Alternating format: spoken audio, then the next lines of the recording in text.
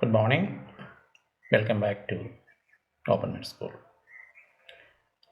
ഇന്നത്തെ ചർച്ച വിഷയം പ്രോസ്റ്റേറ്റിൻ്റെ ടെസ്റ്റായ PSA. എന്താണ് PSA? പ്രോസ്റ്റേറ്റ് സ്പെസിഫിക് ആൻറ്റിജൻ എന്നാണ് PSA ടെസ്റ്റിൻ്റെ അർത്ഥം. എന്താണ് ഈ പ്രോസ്റ്റേറ്റ് സ്പെസിഫിക് ആൻറ്റിജൻ? അതിന് മുമ്പായി എന്താണ് പ്രോസ്റ്റേറ്റ് എന്ന് നമുക്ക് നോക്കാം. പ്രോസ്റ്റേറ്റ് എന്നത് പുരുഷന്മാരിൽ മൂത്രനാളിയുടെ സൈഡിലായി മൂത്രാശയത്തിന് താഴെ ഇവിടെ കാണുന്ന ഈ അവയവമാണ്.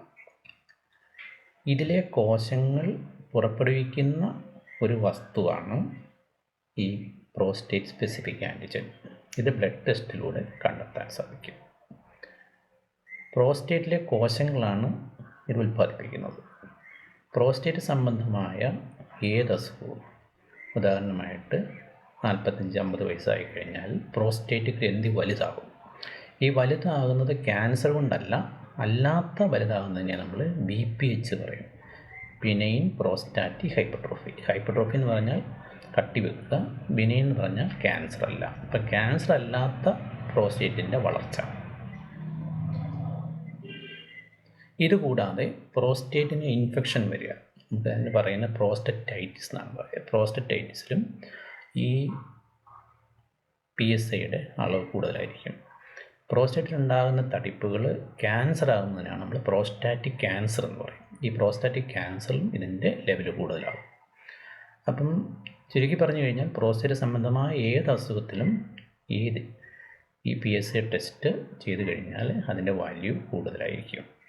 ഇനി പ്രോസ്റ്റേറ്റ് വലുതാകുമ്പോൾ ഉണ്ടാകുന്ന സിംറ്റം എന്താണ്? നമുക്കിവിടെ കാണാം, ഈ പ്രോസ്റ്റേറ്റ് ഗ്രന്ഥി മൂത്രനാളിയുടെ 2 വശത്താണ്. അപ്പോൾ ഇത് വലുതാകുമ്പോൾ സംഭവിക്കുന്നത് മൂത്രനാളി ചുരുങ്ങുകയും മൂത്രം ഒഴിക്കാനായി ബുദ്ധിമുട്ട് വരിക, ഈ തടസ്സം, പിന്നെ പെട്ടെന്ന് പോകണമെന്ന് തോന്നുക, മൂത്രത്തിൽ ചോര വരിക, ശുക്ലത്തിൽ ചോര വരിക മുതലായ ലക്ഷണങ്ങൾ വരാം. ഇതുകൂടാതെ അടിവയറ്റിൽ വേദന, നടുവിൽ വേദന മുതലായ ലക്ഷണങ്ങളും വരാം. അപ്പം ഇങ്ങനെ പ്രോസ്റ്റേറ്റ് സംബന്ധമായ അസുഖമുള്ളവർക്കാണ് ഈ PSA ടെസ്റ്റ് ചെയ്യുന്ന ഒന്നാമത്തെ ഇൻഡിക്കേഷൻ.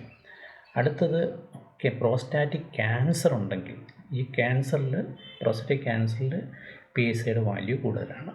അങ്ങനെയുള്ള ആൾക്കാരെ ഫോളോ അപ്പ് ചെയ്യുക.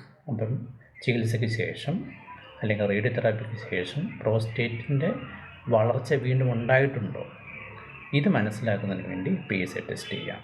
മൂന്നാമതായിട്ട് ക്യാൻസർ സ്ക്രീനിങ്ങിനായിട്ട്, അതായത് രോഗലക്ഷണങ്ങളൊന്നും ഇല്ലാത്ത ആൾക്കാർക്ക് പ്രോസ്റ്റേറ്റിന് ക്യാൻസർ ഉണ്ടോ അറിയുന്ന ഒരു സ്ക്രീനിങ് ടെസ്റ്റായിട്ടും PSA ചെയ്യുന്നുണ്ട്. അതിന് ഇൻഡിക്കേഷൻസ് ഇനിയൊരു അടുത്ത സെഷനിൽ പറയാം.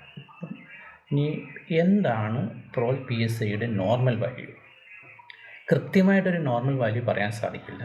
കാരണം ഏത് ലെവലിൽ കൂടുതലായാലാണിത് ക്യാൻസർ എന്ന് കൃത്യമായിട്ട് പറയാൻ സാധിക്കില്ല. എങ്കിലും റഫായിട്ട് പറഞ്ഞു കഴിഞ്ഞാൽ ഒരു പ്രായം കുറഞ്ഞവരിൽ അല്ലെങ്കിൽ 45-50 വയസ്സിൽ താഴെയാണെങ്കിൽ 2.5 നാനോഗ്രാം പെർ ലിറ്റർ എന്നാണ് പറയുക. അപ്പോൾ ഇതിൻ്റെ വാല്യൂ നാനോഗ്രാമിലാണ്. 2.5 താഴെയാണ് സാധാരണയായിട്ട് കാണുക. ഒരു 60 വയസ്സൊക്കെ ആകുമ്പം ഒരു 4 വരെ നോർമൽ, ചിലപ്പോൾ 5 വരെയും എടുക്കാറുണ്ട്.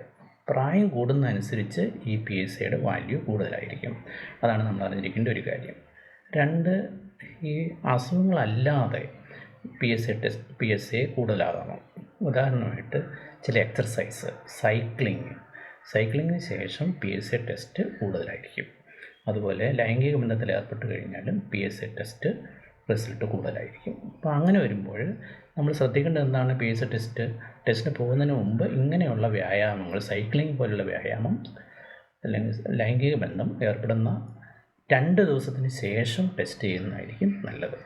ഇനി അടുത്ത സെഷനിൽ PSA ക്യാൻസറിൻ്റെ സ്ക്രീനിങ് ടെസ്റ്റാണോ, എങ്ങനെയാണത് ചെയ്യുക, PSA ടെസ്റ്റ് കൂടുതലാണെങ്കിൽ എന്ത് ചെയ്യണം എന്നതിനെക്കുറിച്ച് പറയുന്നതാണ്. Thank you.